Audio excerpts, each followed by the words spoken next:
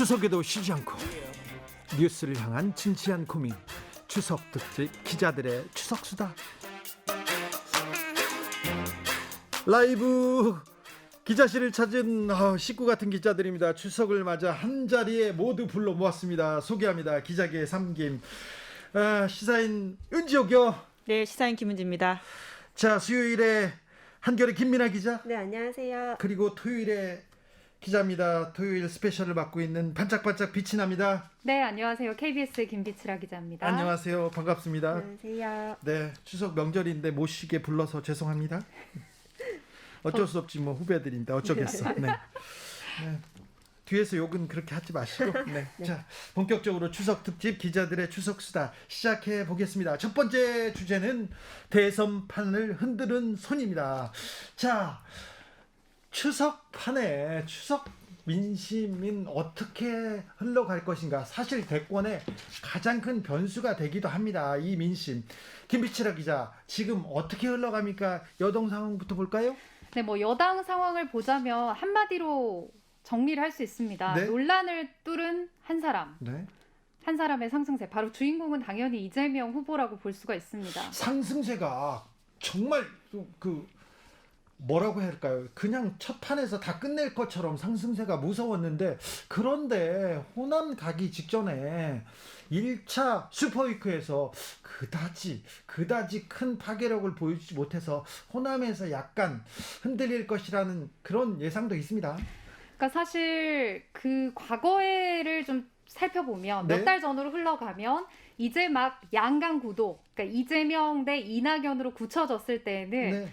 이재명 후보에게 있었던 리스크는 몇 년 전부터 계속 꼬리표처럼 따라 붙었던 배우 김부선 씨와 관련된 것, 그리고 형수와 관련된 리스크들, 이걸 과연 대선 후보로서도 극복할 수 있을 것이냐. 네. 이게 초반에 이제 민주당 경선 전에 있었던 내부에서의 이야기들이었고, 안 될 거야 얘기도 했고, 그리고 또 바지 파동을 겪으면서 굉장히 이재명이 이 큰 리스크를 넘어갈 수 있을까 한 그런 고민이 있었어요. 네, 사실 그 TV 토론에서 정세균 전 총리처럼 무게감 있는 인사의 그런 질문에 기존의 본인 스타일로 강하게 사이다처럼 발언을 한 것이 네. 대선 후보로서는 뭔가 끝까지 불안감과 의심의 눈길을 줄 수밖에 없을 것이다라는 얘기가 있었는데, 그럼에도 불구하고 실제 경선이 시작되고 전국 순회가 시작이 되니까 네. 그래도 역시 이재명 후보에게 권리당원들이 던진 표들을 보면 아무래도 그 과거의 리스크들은 어느 정도 더 이상의 확장은 되지 않을 것이다라는 얘기가 있었습니다. 그리고 이재명이라면 이겨줄 거야 하는 여권 지지층이 결집한 것도 있습니다.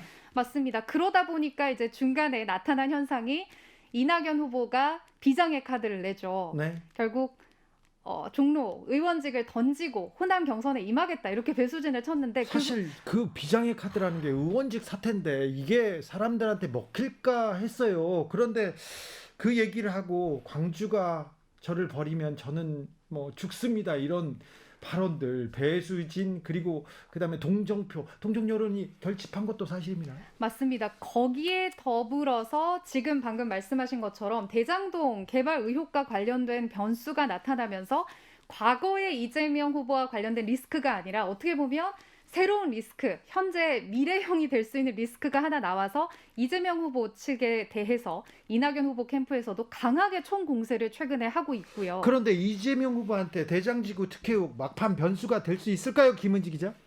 네, 어떻게 땅은 좀 보잖아, 땅은. 네, 결과적으로는 땅투기꾼 좀 여기서 잡으셨어. 이재명 캠프의 실력이 드러날 수 있는 부분이라고 보는데요. 네. 지금 여야 모두가 협공을 하고 있는 상황이지 않습니까? 네. 야당에서는 홍준표 후보가 지금 굉장히 조국 발언으로 논란을 사고 있어서 오히려 그 공격을 지금 이재명 후보한테 강하게 하고 있거든요. 네. 게다가 또 여당에서는 여당대로 지금 호남 민심을 뒤집어야 된다라고 하는 강한 이낙연 캠프의 움직임이 있기 때문에 이재명 캠프가 양쪽에서 다 공격받는 상황이라서 이거 잘 막아내면 오히려 더 올라갈 수는 있겠죠. 아, 그래요? 네, 그래서 이건 좀 실력을 보여줄 수 있는 부분이 아닐까라는 생각이 듭니다. 근데 대장동 특혜 의혹 사실 조선일보가 먼저 문제 제기했지 않습니까? 그리고는 국민의힘에서 벌떼처럼 공격하고 있는데, 국민의힘에서 여기에서 좀 점수를 따고 있다고 생각합니까? 김민아 기자. 근데 사실 대장지구 지금 특혜 의혹에서는 여야가 분리돼 있는 의혹이 아닌 것 같고 여러 국회의원 전직 국회의원 포함해서요 여러분들의 이름이 오르내리고 있어서 이게 어디로 튈지 사실 모르는 상황인 것 사실 같아요. 국민의힘 사람들이 더 많이 나와요. 맞습니다. 지금 이름이 이제 거론되신 분들도 뭐 자녀를 거기에 취업을 시켰다라는 의혹도 있었고, 곽상도, 네네 또 그 뭐 전직 그 미래한국당 대표 신영수 네, 전 의원도 있고요. 원유철 전 대표 이름도 나왔었고 네. 이제 여러분들의 이름이 오르내리고 있는 상황이어서 원유철도 있고요. 네네 이게 과연 뭐 이재명 지사한테만 불리한 이슈일지는 사실 좀 더 지켜봐야 될 것 같습니다. 그런데 지금은 이재명한테 집중 포격을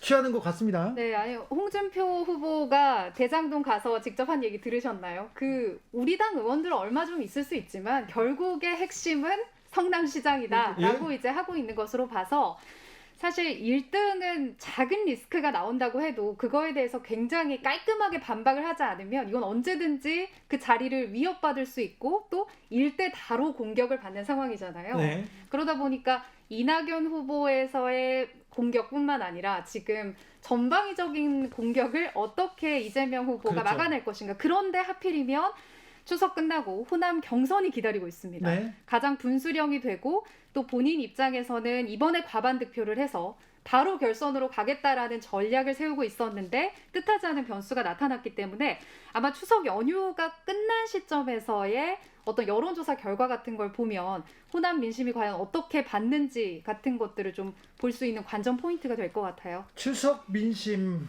밥상머리에서 어떤 얘기가 나갔을 때 야당 쪽에서는 어떤 얘기가 나왔을까요, 김민아 기자? 네, 저희는 그 원톱에서 투톱으로 약간 구도가 바뀌었었는데 네. 윤석열 총장과 홍준표 대표입니다. 네. 그 두 분이 이제 앞으로 얼마나 접전을 벌이면서 이 판을 흥행 과도로 올릴지가 관건일 것 같습니다. 홍준표의 상승세가 무서웠는데 맞습니다. 그런데 TV 토론 그리고 추석 명절을 거치면서 좀 가다가 한풀 꺾이는 아니면 주춤하는 그런 모양새 아닌가요? 네, 맞습니다. 추석 바로 직전까지만 해도 그 고발사주 의혹으로 굉장히 시끄러웠죠. 네. 근데 이제 연휴여서 다들 이제 뉴스도 조금 끊으시고 예능 TV도 보시고 이런 가운데 윤석열 총장이 좀 이렇게 예능에서 나오더라고요. 네네, 두드러지는 네. 앞장서서 좀 이렇게 앞서 나가는 모습을 볼 수가 있는 것 같습니다. 아니 그러니까요. 고발 사주 때문에 굉장히 뜨겁고 굉장히 좀 코너에 몰리는 형상이었어요. 사실은 네네. TV 토론 때 명확하게 대답하지도 못하고 그리고 정책 얘기도 하나도 못하고 그랬는데 네, 그랬죠. 그런 분석도 없고 고발사주 의혹에 대한 해명도 없었는데 지금 계속해서 요리하고 먹방하니까 이렇게 그냥 다른 얘기로 넘어가 버린 것 같아요. 네, 맞습니다. 김치찌개 끓이시고 네. 계란말이 만드시고 이러면서 굉장히 친숙한 이미지로 싹 이미지를 변신을 한 것 같은데요. 근데 이번에 예능 나온 거는 저 하는 방송국에서 예. 윤석열을 너무 밀어줬다 이런 의혹은 뭐 기자들 사이에서도 계속 나오고 있어요. 저희 되게 깜짝 놀랐고 사실은 예. 이게 글쎄요, 이게 뭐 여야 한 명씩 같은 시간대에 이렇게 번갈아 가면서 보여주는 것도 아니고 네. 완전 그 윤 총장만 담는 한 시간이 있었던 거잖아요. 그것도 추석 전날에 맞습니다. 가장 TV를 원하는 많이 보셨죠. 시간에 네, 맞습니다. 굉장히 이 시간 그리고 지금 이 이슈 굉장히 좀 논란이 될 만도 했어요. 네, 홍준표 후보 입장에서는 정말 사실 제일 서운할 수밖에 없는 상황인데 네. 지금 SBS에서는 여튼 이제 균형을 맞춘다는 차원에서 윤석열 다음에 이재명 다음에 이낙연을 하겠다라는 거거든요. 아니 근데 제일 좋은 시간에 그쵸, 다 누구나 프라임 원하는 타이밍에, 시간에는 예, 윤석열 후보가 가 있죠. 나왔잖아요. 그런데 여튼 지금 3명은 촬영을 끝냈기 때문에 이미 예정이 되어 있는데 홍준표 후보는 끼지도 못했어요. 네. 근데 지금 국민의힘 경선도 굉장히 치열하게 있는 와중에 그렇죠. 예능에서 굉장히 좋은 이미지가 나갈 수 있고 사실은 불리하기보다는 자기가 아주 좋게 홍보하고 싶은 이미지를 보여줄 수 있는 그 상황에서 홍준표 후보는 끼지도 못했다라고 한다면 연휴 지나고마자 23일에 토론회가 있거든요. 네. 거기서 뭔가 좀 홍준표 후보는 본인 페이스를 끌고 가려고 하지 않을까. 그래도 홍준표 후보가 서운해도 서운하다고 얘기하겠어요. 할 수도 있다고 저는 생각했는데. 성격상 저도 할 수도 있을 것 네. 같아요. 네. 아니 근데 홍준표 후보는 저기 TV 조선 예능에 출연한다고 합니다만 네네. 아무튼 이번 그 SBS 윤석열 후보 출연에 대해서는 사실 뒷말이 많이 나올 것도 분명하고요. 그리고 언론에서는 이 부분에 대해서 좀 명확하게 좀 가이드라인 같은 걸 그어줘야 되는 것도 맞는 것 같아요. 동네 옆집 동네 형 같아. 이 친숙한 이미지를 만들어 준 것, 그리고 이렇게 고발사주 의혹이 있는데 그걸 불식시켜 준 것, 몇 가지 큰 변곡점을 만들어냈습니다. 예능 프로에서. 네, 참. 시점이 너무 미묘하게 딱 맞아 떨어진 예능이었던 것 같습니다. 네. 근데 SBS 기자들은 뭐라고 안 합니까? 아, 네, 언급을 아예 꺼리는 것 같은데. 꺼리는 것 같죠. 네. 네. 아무튼 뭐 사주부터 이거 수뇌부까지 SBS 조금 이상하다고 이렇게 손가락질 받을 만한 일을 한 거는 같습니다. 자, 김은지 기자, 네.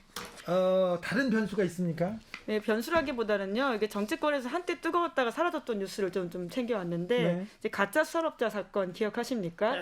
그거 얼마 전에 뜨거웠는데 다 잊어버렸어요. 네, 사실 여기 언론인도 굉장히 많이 연루돼 있고 사실은 정치권만이 아니라 언론계 게이트라고만 할 수 있는 사건이었는데요. 네. 지금 스리슬쩍 사라져 버렸습니다. 네. 송치가 이미 된 상황인데 8명 중에 7명이 기소 의견으로 검찰로 갔거든요. 어떤 분들이죠? 네, 이름 들으시면 아마 다 오랜만에 기억이 나실 텐데 가짜 수산업자 김씨, 박영수 전 특검, 이방현 부부장 검사, 조선일보 이동훈 전 논설위원, 네. 중앙일보 이가영 논설위원, TV조선 엄성서 뱅커, 정아무개 기자 이렇게 있습니다. 예. 이렇게가 지금 경찰이 혐의가 있다라고 해서 검찰에 넘겼고요. 그리고는 배모 청경은 불송치 결정을 했다라고 합니다. 아무튼 주호영 의원이 선물을 제일 많이 받은 것처럼 보도가 나왔는데 이분은 입건하지 않았어요?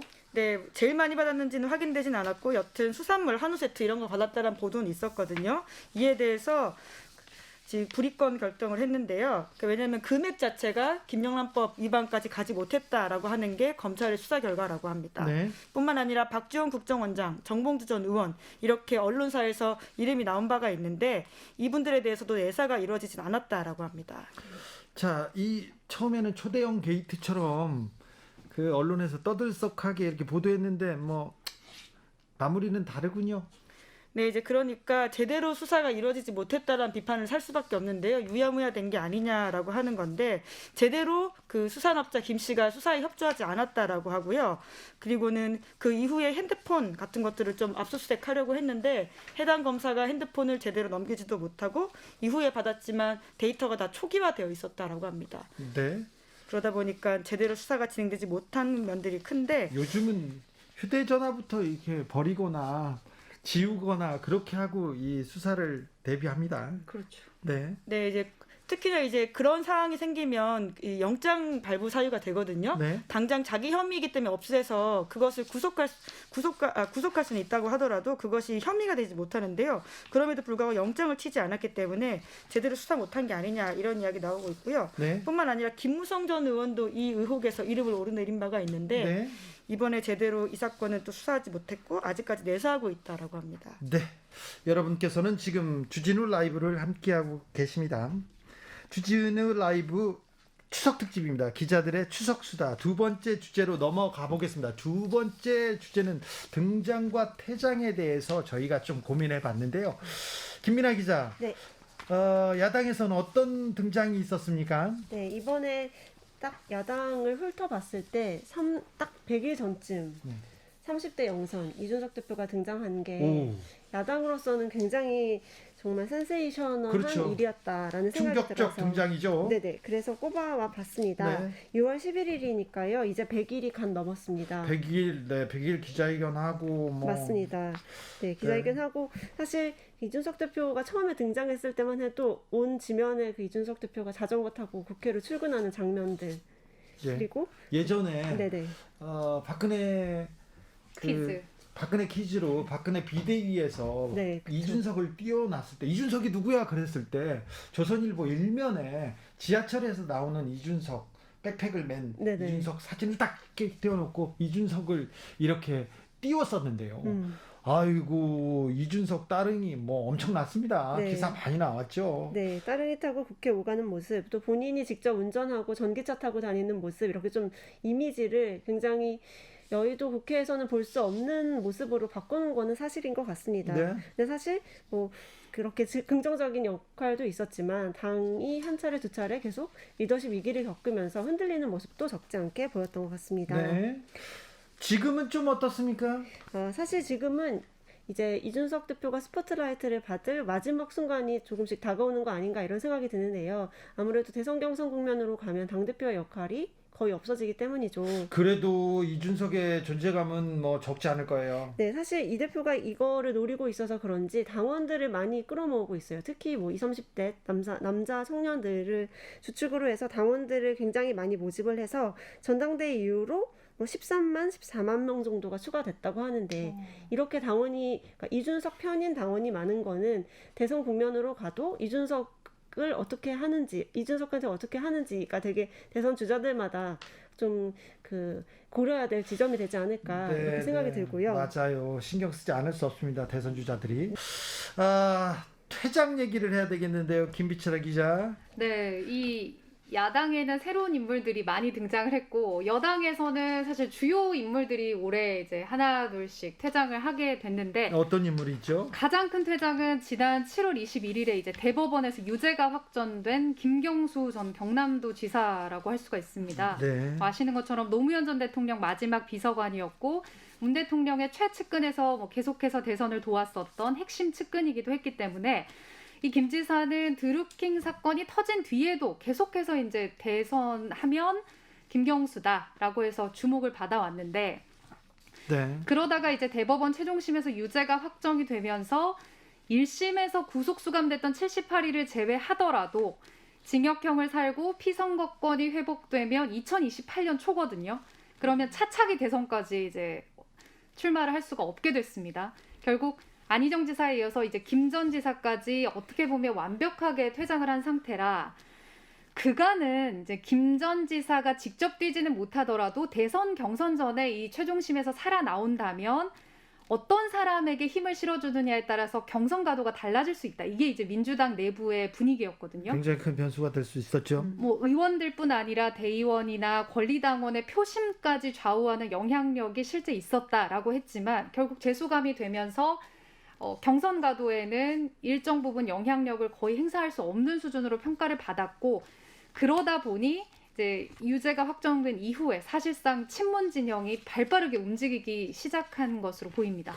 친문 진영이 발빠르게 움직인다. 그런데 또 이게 하나의 구심점으로 똘똘 뭉쳤다보다는 좀 약간 분화되는 그런 양상 보이고 있습니다. 네, 그러니까 이미 여권 대선 구도는 사실 이재명 대 이낙연이었지만 예. 당내 최대 계파인 친문계가 그 어떠한 쪽에 손도 들어주지 않았다가 그렇죠.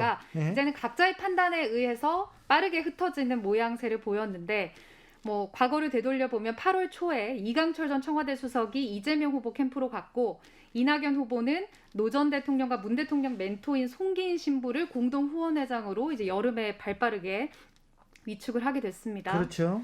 그리고 친문 인사로 알려진 현역 의원들의 움직임이 또 재밌는데요.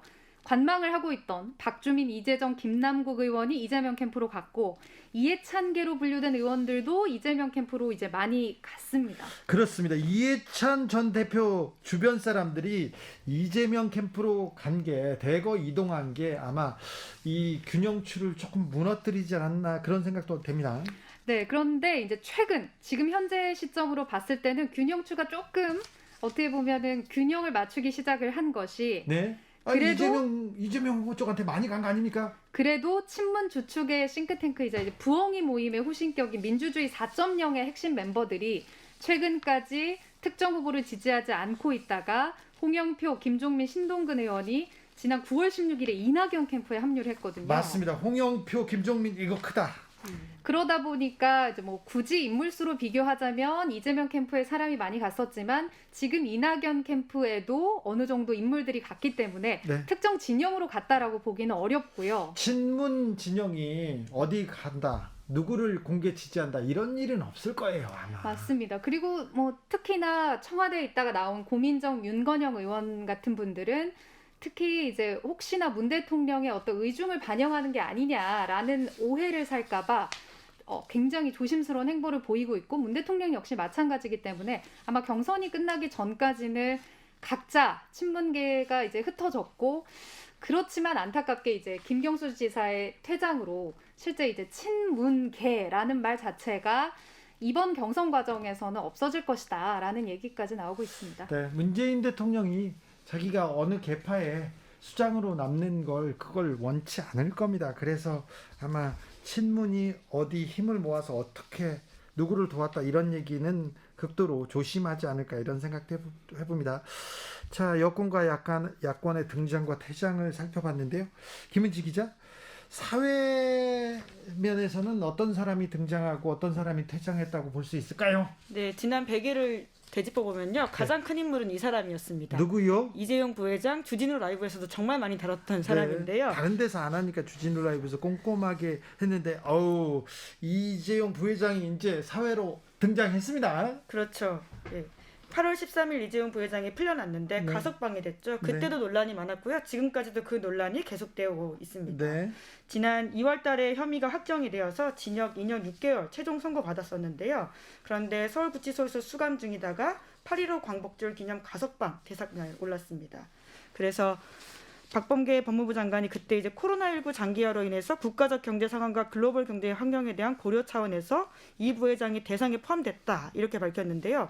하지만 맞춤형 논란까지 있었습니다. 그러면 이건 또 좀 비판받을 만한 구석이 있어요. 네, 원래는 형기의 80% 채워야지만 가석방 요건이 됐는데요. 지난 4월에 60%로 완화됐습니다. 완화해놓고 바로 풀어줬으니까. 네, 이게 결과적으로 이재용 부회장 겨냥한 거 아니었냐 이런 맞춤형이죠. 이야기들이 나오는데요. 네. 법무부는 손살에 치고 있긴 합니다. 네. 코로나19 집단 감염 상황 등을 고려했다면서 앞으로도 재범 가능성이 낮은 수용자에 대해서는 계속해서 가석방 확대하겠다라고 밝히고 있습니다. 왜 이렇게 재벌 총수 있을 때만 이런 법이 생기고 이런 확대한다는 얘기를 이렇게 하는 건지, 법이 공정합니까 공평합니까 이 얘기를 얘기할 수 있지요. 네, 게다가 재범 가능성이 낮다라는 부분에 대해서도 우리가 어떻게 확언할 수 있냐 이런 생각이 좀 들긴 하는데요. 예. 예, 그리고는 또 그때 법무부가 이재용 부회장에게 5년 동안의 취업 제한 통보를 한 바가 있습니다. 그런데 네, 이제 그런데 문제가 되고 있죠. 예. 출소 직후에 제일 먼저 이재용 부회장이 삼성전자 서초 사업 갔거든요. 사옥으로 바로 가더라고요. 네, 그리고 나서는 경영 현안을 보고받았다 이렇게 알려져 있습니다. 네, 사실은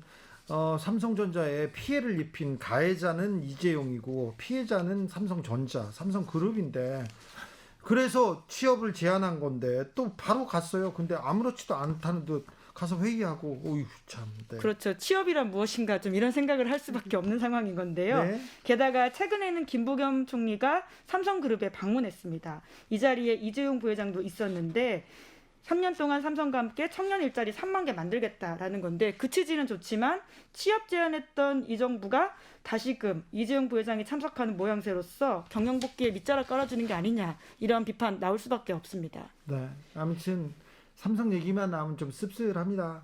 언론은 얼마나 큰 난리 쳤어요. 네, 이제 그 당시 앞서서 굉장히 분위기를 만들었던 언론의 분위기도 주진우 라이브에서 여러 차례 지적한 바가 있고요. 그 당시는 심지어 이제 광복절 가석방이었는데 경제지에서는 광복의 의미를 이재용 부회장의 가석방과 연결시켜서 내놓는 칼럼도 있었다라고 합니다. 진짜 말도 안 나오더라고요. 정말 이재용 사면하라, 이재용 풀어줘라 계속 얘기하는 그 언론들의 이렇게 행태를 보면서 참 부끄럽다는 생각 많이 했습니다. 그렇다고 해서 언론이 만든 여론 분위기에 또 밀려서 법치, 공정의 잣대 이런 거를 좀 훼손했다고 해야 되나요? 그러니까 물러난 정부의 행태에 대해서도 굉장히 좀 비판적으로 보는 시각이 있다는 거 분명 아실 거예요. 알면서도 왜 삼성한테만 기대는지, 이명박 전 대통령, 박근혜 전 대통령 때도 삼성한테 기대고 삼성하고 손잡고 부정한 짓 하다가 두 대통령이 구속되는 일이 있었습니다. 물론 지금 일은 좀 다르다고 하겠지만 조금 공정과 정의가 삼성 앞에서 약간 후퇴한 것 아니냐 해서 비판적인 사람들이 조금 있습니다. 많지는 않은데 저는 그렇게 생각한다. 저는 비판적입니다. 그렇죠? 다 여기는 비판적입니다. 네, 조금 있다고 하시길래요. 네. 자, 잠깐 쉬었다가 하겠습니다. 김비철아 기자가 추석을 맞이해서 노래를 한 곡 가져왔습니다. 왜 이 노래 선곡하셨어요? 저는 이제 러브홀릭스의 버터플라이를 선곡을 했는데 네. 이제 딱딱한 시사 프로그램에서 네. 노래를 한 곡 틀 수 있다고 네. 작가님이 기회를 주셔서 어떤 걸 틀까 하다가 네. 그래도 이제 서로 계속 누르려고 하는 그런 정치권, 그리고 뭐 추석 연휴에도 계속해서 뭐 좋은 소식들 없는데 그래도 다 같이 날아오르자라는 굉장히 희망적인 노래를 가져왔습니다. 알겠습니다. 희망을 노래합니다. 러블릭스 버터플라이. 주진우 라이브 추석 특집 기자들의 수다 함께하고 계십니다. 기자들의 수다의 주인공 새 기자님들, 삼김 기자님들, 반갑습니다. 서로는 좀 아시나요? 네, 뭐 아는 분도 있었고 여기서 네. 만난 분도 있었는데 네. 영광입니다. 네. 네. 뭘 또 영광까지야. 전 주진 라이브를 통해서 이제 매주 듣고 있기 때문에 네. 이렇게 익숙하죠. 네, 그러게요. 네. 화면으로도 보기도 하고요. 네. 네. 자, 그런데 기자들이요, 제일 바쁜 때가 이렇게 대선, 총선, 큰 선거 앞두면 바빠요. 마음도 바쁘고 몸도 바쁘고, 그리고 명절 때도 바쁜데 명절 때 밖에 나가서 방송한다니까 뭐라고 안 합니까? 집에서 왜 나가? 김비치라 기자 그랬죠.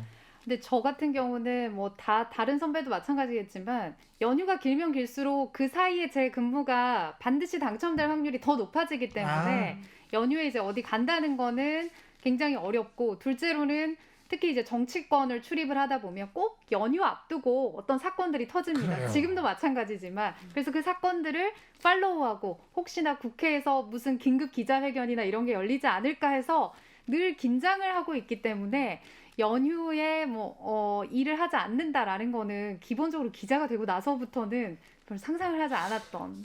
추석, 설 연휴, 그리고 또 휴가철에 이럴 때 나는 한 방 잡아야지, 나는 여기 지켜야지, 이런 생각을 저는 맨날 했거든요. 근데 뭐 그닥 좋은 생각은 아니에요. 놀 땐 놀고 그래야 되는데. 김은지 기자, 추석을 시댁 안 가고 이렇게 방송국 나오니까 참 슬프죠. 네, 정말 슬픕니다. 많이 슬프겠어. 많이 슬퍼 보여. 자, 가장 뜨거운 뉴스는 뭘까? 이 주제에 대해서 조금 토론해 보겠습니다. 김민아 기자, 네. 정치권에는 가장 뜨거운 뉴스가 뭔가요? 제가 다른 걸 찾아보려고 굉장히 노력했는데 아무리 찾아도 이거밖에 없었던 것 같습니다. 윤석열의 입이 아니었을까. 윤석열의 입. 네. 윤석열의 입이 사실은 정치 기사를 몰고 다닙니다. 맞습니다. 사실 앞서도 많이 말을 했는데도 끊이지 않는 그 이슈들을 가지고 나오는 게 바로 윤석열 전 검찰총장의 입인 것 같은데요. 참 검사가 정치인이 되는 게 굉장히 어려운가 봐요. 네. 입만 벌리면 이렇게 정치부 기자들이 생각할 때 이거 문제가 될 건데, 아니 이 말을 했다고 이런 얘기를 계속 쏟아내요. 맞습니다. 참 신기합니다. 자, 그 정치 초보라는 식으로 이제 본인을 좀 이렇게 겸손한 듯이 말씀을 하고는 있는데 지금 입당한 지 50일이 간 넘었습니다. 근데 말도 참 많이 하셨어. 그런 것 치고는 너무나 많은 실언과 여러 가지 말들을 또 여러 가지 좀 김비치라 기자, 어떤 말 생각납니까? 사실 저는 최근에 이제 어떻게 보면은 정치에 굉장히 관심 없는 친구들과 대화를 하다가 연휴 시작하고 네. 제가 첫날 만난 친구들이 그 얘기하더라고요. 노동과 관련된 얘기. 네.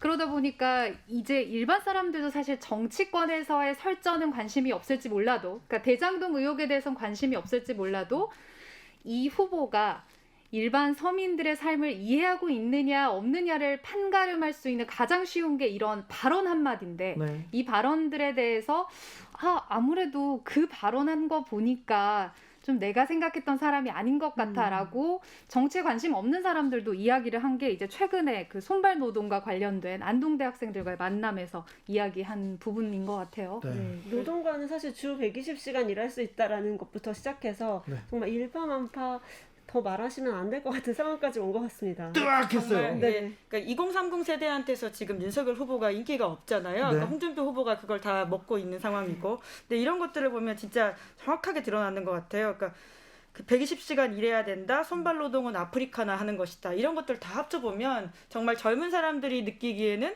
꼰대 이미지의 총합이 아닌가라는 생각이 좀 드는데, 정규직 비정규직 발언들고요. 네, 맞습니다. 그리고 그 발언 아마 기억하실 거예요. 없는 사람들은 부정식품이라도 먹게 해줘야 된다라고 네. 하는 워딩이 전 정말 충격적이었는데, 그러니까 없는 사람이라고 하는 것이 이제 소위 정치권에서는 가난한 사람 혹은 약자 이렇게 표현되는 말이거든요. 근데 네. 그거를 없는 사람이라고 생각한다는 그 무의식의 발현도 전 너무나 놀라웠었고요. 그리고는 그것이 부정식품이라고 하는 불량식품도 아닌 부정식품이란 단어가 너무 인상적이어서 맞죠. 이 모든 총합들이 정말 옛날 사람, 그 정말 열심히 일해야 된다라고 이야기하는 소위 말한 꼰대 이미지를 좀 가지고 있는 게 아닌가라는 생각이 들더라고요. 정치인들은 특별히 좀 차별 혐오 조심해야 되는데 조심해야 이 되죠. 소시민 약자한테 얘기하고 또 지역 관련 발언도 맞습니다. 굉장히 위험했어요. 네, 대구 방문을 7월 달에 했었을 때 초기 확산이 대구가 아니고 다른 지역이었다면 질서 있는 처치나 진료가 안 되고 밀란부터 일어났을 걸 이렇게 말을 했었거든요. 네. 근데 사실 저는 이런 그 하나하나 주옥 같은 이런 망언들도 있었는데 이후에 이걸 어떻게 해명하느냐, 왜 내가 이랬는지를 이제 뭐 사과할 것은 사과해야 되는데 해명 안 해요. 해명을 안 하고 기자들이 사과를 일부 해요. 멘트만 갖다가 기사를 써서 근데 사실 일부 멘트로라도 이렇게 말을 하면 안 되는 거거든요. 그렇죠. 근데 이제 항상 그 자기의 전체 그 맥락을 보면 이건 문제가 아니다라는 식으로만 해명을 하고 넘어가는데 사실 공감을 가기가 너무나 힘든 그런 말이 계속되고 언론 있습니다. 탓하고 이렇게 넘어가는데 아무래도 검사와 정치인 사이에 굉장히 괴리가 조금 커 보여요. 네, 맞습니다. 이게 언론 입장에서도 그러니까 이게 부정식품 발언 같은 경우에는 매일경제와 한 인터뷰였잖아요. 근데 매일경제조차도 이거는 그냥 당신이 한 말인데 무슨 이야기냐라고 하면서 풀 영상을 보여주기도 하고 했었기 때문에 사실 이게 맥락을 본다고 하더라도 오해할 만한 말이었나라는 생각은 많이 듭니다. 이게 네. 보수 언론도 감쌀 수 없는 이야기를 하고 네네, 계시는 그쵸. 게 아닌가. 그런데 언론의 도움을 좀 많이 받고는 있는 것 같아요. 특별히 조선일보에서 윤석열 후보 측을 많이 좀 옹호하는 기사가 많고요. 특별히 많고 그 다음에 다른 언론 SBS에서도 예능에서 가장 좋은 시간대 보내줬고 아까 매일경제 얘기도 했는데 그 정치인의 약점을 언론들이 좀 막아주고 있지 않나 이런 생각도 합니다. 그래서 TV 토론을 하면 홍준표 후보가 촥 이렇게 쫙 올라갈 거다. 윤석열 후보는 말도 못할 거라 했는데 TV 토론 보고 윤석열 후보 어떻게 평가하세요, 김민아 기자? 사실 이번 TV 토론 지금 한 차례 했는데 8명이 나와서 4분짜리 질문 답변을 2차례 하는 것에 그쳤습니다. 네. 8명이 나와서 같이 얘기를 하다 보니까 윤석열 후보가 많은 말을 할 수도 없었고 본인의 질문은 다른 후보들한테 정책 질문을 하고요. 본인한테 이제 다가오는 질문에 대해서는 저는 그렇게 말한 것이 아니고 뭐 전원처럼 들어서 말한 것이다라는 그 워딩을 계속 사용하시더라고요. 네. 그걸 봐서는 사실 뭐 앞으로는 계속 공세가 윤석열 후보 쪽으로 집중이 될 거기 때문에 분명히 TV 토론을 통해서 그 바닥이 드러나지 않을까 이런 생각은 하고 있습니다. 자, 방송을 잘하는 우리 김비치라 기자 어떻게 보셨어요? 이제 저 같은 경우도 빨리 TV 토론이 열렸으면 좋겠다 이런 생각을 했습니다. 특히 이제 홍준표 후보 같은 경우는 실제 과거 대선에서도 당시 이제 문재인 후보에게 했던 공격 포인트들을 보면 이분 만만치가 않구나 했는데 또 그 사이에 관록이 쌓였지 않습니까? 네. 제 생각에는 말씀하신 것처럼 이제 김민아 기자 말씀하신 것처럼 이번에는 어떻게 보면 다대다 토론이고 워밍업 수준이었다면 아마 뒤로 갈수록 특히 이제 홍준표 후보가 본격적으로 경선이 얼마 남지 않았기 때문에 무언가를 가지고 하나를 가지고 끈질기게 물어보는 그런 포인트가 특별히 나온다면 정책에서 네. 그런 포인트가 이제 아마 준비를 하고 있을 거거든요. 물론 윤석열 후보 캠프 측에서도 준비를 하고 있겠지만 하나의 의혹에 대해서 생방송에서 한번 끝까지 가보자라는 쪽으로 나오는 후보가 아마 한 명이라도 있다면 그때는 윤석열 후보도 지금처럼 그냥 넘어가지는 않고 아마 결단을 내리지 않을까 싶어요. 저는. 헤헤, TV 토론 그거 그렇게 중요하지 않아. 이명박 전 대통령도 되고 박근혜 전 대통령도 됐잖아. 그런 사람들이 있습니다. 그래서 자기가 지지하는 후보는 말을 좀 못해도 말을 못하면 인간미 있네 얘기하고 그쵸. 말을 잘하면 똑똑한 거 봐 이렇게 그쵸, 얘기를 그쵸. 하는데 TV 토론이 이 대권에 이 경선에 결정적인 영향을 미칠까요? 네, 이제 그런 이야기 하시는 분들이 많죠. 그러니까 그리고는 그러니까 밑에 토론을 못한다라고 여겨지는 후보들 같은 경우에는 특히 기대치가 낮기 때문에 조금만 잘하더라도 사람들이 생각보다 괜찮다라고 그렇죠. 이야기하는 게 윤석열 있어요. 후보 TV 토론 처음 끝나자마자 생각보다 괜찮네, 생각보다 잘하네 얘기 많았어요. 네, 부시고 이런 게 굉장히 유명한 사건들이고요. 그리고 홍준표 후보에 대해서는 기대치가 굉장히 높았기 때문에 이게 굉장히 잘하지 않는 이상은 라는 이야기가 나올 수밖에 없는 좀 불리한 구도가 있는 것도 사실인 그렇죠. 것 같습니다. 근데 몇 분 안에 상대방을 말로 이렇게 다운시키는 거 이거 쉽지 않잖아요. 쉽지 않죠. 근데 사실 저희 그 윤석열 총장이 아직 TV 토론을 준비할 때 캠프에 물어봤어요. 어떻게 준비하고 계시냐고. 또 굉장히 기대하라고 우리한테 기대하라고 하면서 준비가 굉장히 철저하게 되어 있고 또 윤석열 총장이 가지고 있는 검찰총장의 그런 색채가 TV 토론에서 카리스마로 이어질 것이다. 이렇게 좀 예상을 하고 있더라고요. 그래서 그게 과연 먹힐 것인가? 저는 잘 모르겠다. 윤석열 후보가 달변이에요. 사실 그리고 뭐 무슨 얘기에 대해서 굉장히 말이 길어요. 맞습니다. 네. 길어요. 그래서 1, 2, 3, 4, 5, 6, 7, 8, 9까지 얘기를 하는데 사실은 정치인들은 토론에서 가장 중요한 핵심을 머리에다 던지고 거기에 좀 붙이고 말아야 되는데 네네. 1, 2, 3, 4, 5, 6, 7, 8 가다가 3, 7, 8에서 실수하거든요. 그렇죠. 그런데 이 버릇을 그 말솜씨를 이게 바꾸기는 쉽지 않을 거예요. 이 설화가 다 거기서 나오는데 이렇게 말하는 그 윤석열식 스타일이 TV 토론에서 이게 잘 먹힐지는 잘 모르겠습니다. 그래서 홍준표 후보가 TV 토론에서 잘 먹히는 게 늘 핵심부터 먼저 말하고 지르고 굉장히 그 수사 업구보다는 결론으로 가는 속도가 빠르기 때문에 핵심을 지르잖아요. 그거 제목으로 그렇죠. 쓰면 되지 않습니까? 네네. 사실 예전에 이제 홍준표 후보가 과거 선거에서 당대표 때 보여준 모습들 네. 지금의 어떻게 보면 윤석열 후보처럼 여러 가지 발언들로 좀 소라에 오르긴 했지만 네. 또 홍준표 후보는 그 멘트들을 통해서 사이다 발언을 분명히 하는 경우들이 있었거든요. 네. 아마 제 생각에는 TV 토론이 꼭 아니더라도 홍준표 후보가 전국을 찌르는 그런 메시지와 만약에 너무나 윤석열 후보가 대비가 된다면 아마 거기에서도 실제 경선에 영향을 좀 줄 것 같아서 아마 윤석열 후보는 추석 때 엄청난 연습을 하고 있지 않을까 싶습니다. 네. 자, 그런데 홍윤 이렇게 둘이 얘기를 하는데 확실히 홍준표의 상승세였는데 지금 가다 좀 약간 주춤하고 정체됐다고 볼 수 있죠. 그리고 그쵸. 윤석열이 견고하게 지키고 추석이 끝나면 이 흐름도 좀 바뀔까요? 결국 TK 민심이 핵심이라고 보이는데요. 그러니까 아까 말씀드렸던 것처럼 2030 민심은 지금 홍준표 후보한테 많이 옮겨간 것 같아요. 네. 근데 그럼에도 불구하고 지금 윤석열 후보가 버틸 수 있는 거는 TK 60대 이상이라는 견고한 지지세가 있고요. 그리고는 국민의힘에 굉장히 많은 의원들이 사실상 윤 캠프에 가 있지 않습니까? 네. 그런 것들에 대한 반전이 잘 만들어지지 않는다면 홍준표 후보로서는 계속해서 좀 어려운 국면이 있을 수도 있다고 봅니다. 김민아 기자님. 홍준표 후보도 사실 설화가 조금 있었습니다. 이제 추석 들어오기 전에 그 조국 네. 전 장관 관련한 워딩으로 그 당내 지지층들한테는 굉장히 많은 공격을 받았거든요. 네. 당내 지지층을 좀 확장시켜야 될 홍준표 후보한테 이거는 장애물이 될 수 있다고 보여지는데 이 추석 연휴 때 어떻게 좀 이걸 지우고 그 의혹을 좀 건너뛰고 토론회에서 본인의 그런 색채를 부각하는지가 관건이 될 것 같습니다. 비치라 기자.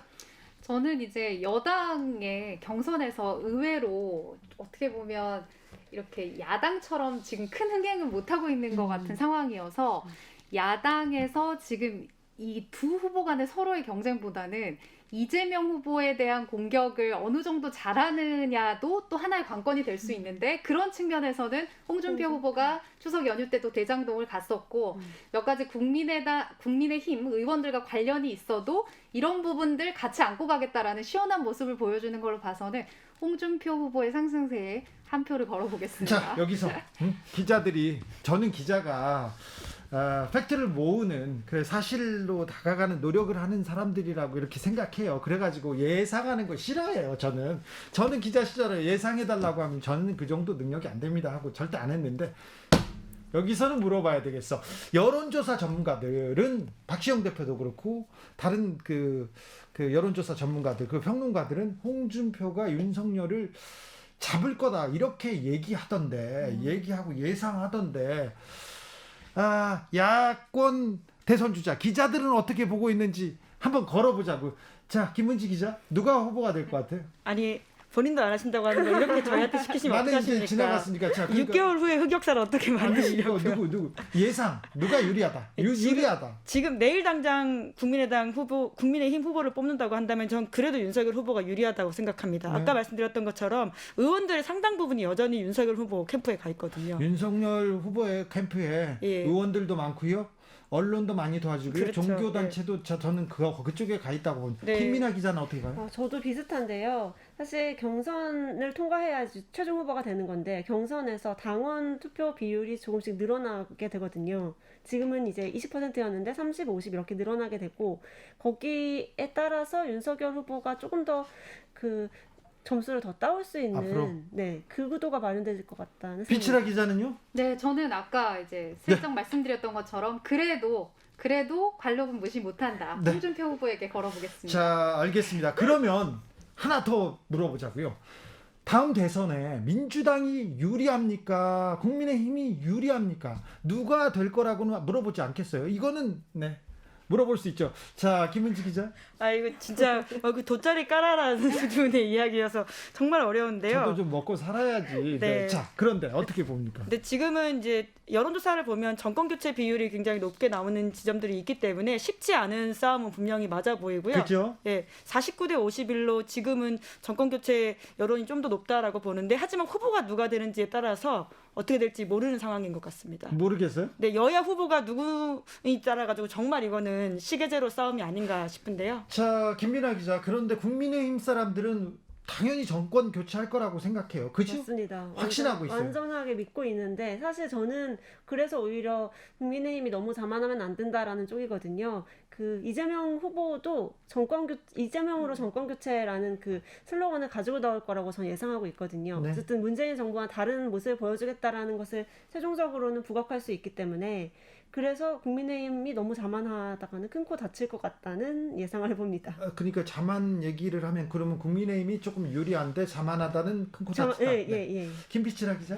저는 이제 김은지 기자랑 좀 비슷한데 결과적으로 좀 돌려서 얘기를 하자면 결국에는 누가 후보가 되느냐인 것 같아요. 네. 그러니까 2030이 지난 재보궐에서 보여준 투표에서의 파워를 본다면 결국 2030의 마음을 잡아야 되는데 저희가 쭉 얘기 나온 것처럼 윤석열 후보 같은 경우는 2030의 마음을 잡지 못하고 있고 반면에 또 이재명 후보는 2030에게 또 포인트를 주는 여러 가지 포인트가 있거든요. 그런데 만약에 대선 후보가 최종 돼서 두 사람이 맞붙는다면 2030의 표심을 더 많이 가는 사람이 이길 것 같아서 저는 이번 선거에서도 역시나 젊은 층, 뭐 부동산이나 취업 문제나 경제 문제에 가장 본인의 의중을 많이 표현을 할 2030의 표심을 잡아야 되는데 누가 후보가 될지에 따라서 제 마음속에는 양쪽이 극과 극이 있습니다. 알겠습니다. 네. 예리한 지적이었습니다. 하루 가을바람이 좀 쓸쓸해지겠죠. 그리고 또 이 문제가 뜨거워질 것 같은데 언론중재법은 어떻게 되는 거예요? 이 풀어야 될 숙제입니다. 그러니까 이미 9월 27일 날 본회의로 숙제의 마감 날짜가 정해져 있는 네. 상황이거든요. 이제 싸움은 지금 정해져 있어. 지금 뭐 과거로 잠깐 돌아가 보자면 민주당 같은 경우 언론개혁 얘기를 점점 했지만 사실상 한 지금으로부터 100일 전인 6월쯤에 조국 전 장관 부녀와 관련된 조선일보의 사파 사건 이후에 네. 민주당에서 우리가 이제 하반기에 국회 법사위원장 자리 내놓기 전에 사실상 개혁을 끝마치고 가겠다. 엄청난 속도전으로 언론개혁법을 밀어붙였고 그랬는데 국민의힘에서는 모든 것을 다 조목조목 개악으로 얘기를 한 다음에 강하게 대치를 했거든요. 생각보다 어떻게 보면 여야가 맞붙을 만한 사안이 저는 아닌 것 같은데 그렇죠. 지금 여야가 지금 모든 걸 걸고 싸울 만한 일들이 너무 많은데 여기서 싸우고 있으면 그래서 그게 계속해서 대치를 하다가 여당이 사실상 강행을 해서 전체 회의까지는 왔지만 많은 언론단체나 시민단체들도 시간이 더 필요하다 얘기를 해서 현재 시점에서는 여야와 전문가가 참여하는 8인 협의체가 9월 27일 전까지 합의를 해서 그 최종안을 27일 날 이제 통과시키기로 했는데 문제는 오늘 이제 지나고 연휴가 끝나고 매일매일 회의를 한다고 해도 9월 27일 전에는 4번밖에 회의를 할 수 없습니다. 그래서 민주당 같은 경우에 몇 가지 수정안, 그러니까 손해배상 배상액도 5배에서 3배로 줄이고 막 줄이고 구멍이 막 펑펑 나고 있어요. 네, 뭐 기사 열람을 차단하는 청구권도 사생활을 심하게 이제 훼손하는 경우에만으로 민주당 입장에선 양보를 했다고 했는데 국민의힘에선 여전히 개악이라고 하고 있거든요.